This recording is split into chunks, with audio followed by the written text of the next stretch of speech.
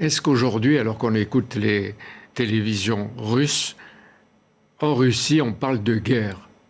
Non, le terme de guerre, pour l'instant, est banni, même si on le voit réapparaître progressivement par rapport à ce qui était le cas au cours du mois de mars et du début du mois d'avril. Il commence à réapparaître et on sent que progressivement, le Kremlin cherche à préparer sa population à l'annonce effective d'une guerre, voire d'une mobilisation supérieure. Il le fera peut-être le 9 mai, avec Ça le pourrait... défilé sur la Croix-Rouge, sur la place rouge. Ça pourrait faire partie des annonces à l'occasion effectivement d'un moment de rassemblement du peuple russe comme le défilé de la victoire Mais du il ne 9 pourra pas mai. dire on l'a gagné.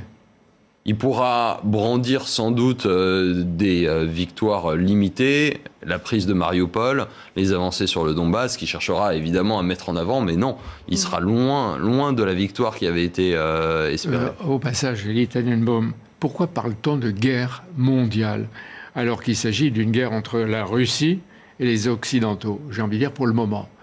Pour l'instant, il s'agit même spécifiquement de la guerre entre la Russie et l'Ukraine. Les Occidentaux ne sont pas partis au conflit, même si certains parlent de belligérance. Ensuite, vu le statut de puissance nucléaire mondiale de la Russie, l'implication importante des États-Unis et d'autres membres du Conseil de sécurité, si vous voulez, vous avez 4 des 5 membres du Conseil de sécurité qui sont directement concernés par le conflit. La Chine, qui est le 5e, est tout de même impliqué, même si c'est dans une moindre mesure. Donc là, vous avez à partir de là des résonances mondiales, vous avez des sanctions qui ont une portée mondiale. Et Alors, donc, vous l'avez dit. mais le terme de guerre mondiale me semble totalement erroné à ce stade. Mais pas exagéré. impossible, vous l'avez dit tout à l'heure. Les Européens, surtout les Américains, livrent massivement des armes. On a vu 33 milliards de dollars.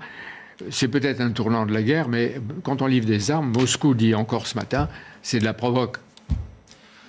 C'est un changement de pied des États-Unis qui a eu lieu cette semaine, de la décision de soutenir avec des armes offensives. Donc pour mettre effectivement potentiellement la Russie dans une situation de défaite. Qu'est-ce qu'une arme offensive? Est-ce qu'elles ne sont pas toutes offensives?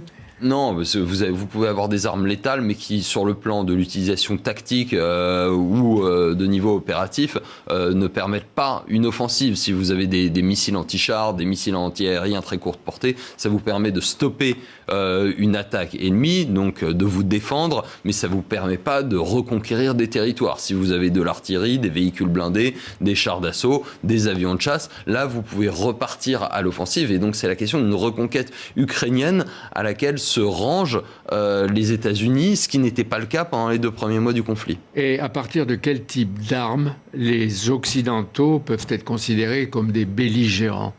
La livraison d'armes en tant que telle ne constitue pas une belligérance en droit international. Soit vous êtes parti à un conflit et dans ce cas-là vous avez des forces qui combattent dans le conflit, soit vous n'êtes pas parti à un conflit et il n'y a pas d'embargo sur les ventes d'armes en Ukraine ou les cessions d'armes en Ukraine. C'est-à-dire à condition de ne pas pénétrer dans les zones de combat en Ukraine, rien n'empêche de livrer toutes les formes d'armes et en quantité que l'on veut. Sur le plan du droit international, non. Maintenant, il faut évidemment comprendre que ça a des conséquences stratégiques, que la Russie regarde ça de très près. Évidemment, elle peut décider d'anticiper sur davantage d'ingérence avec potentiellement des frappes en Ukraine, voire au-delà. Mais est-ce qu'on n'est pas déjà à la limite de l'ingérence ?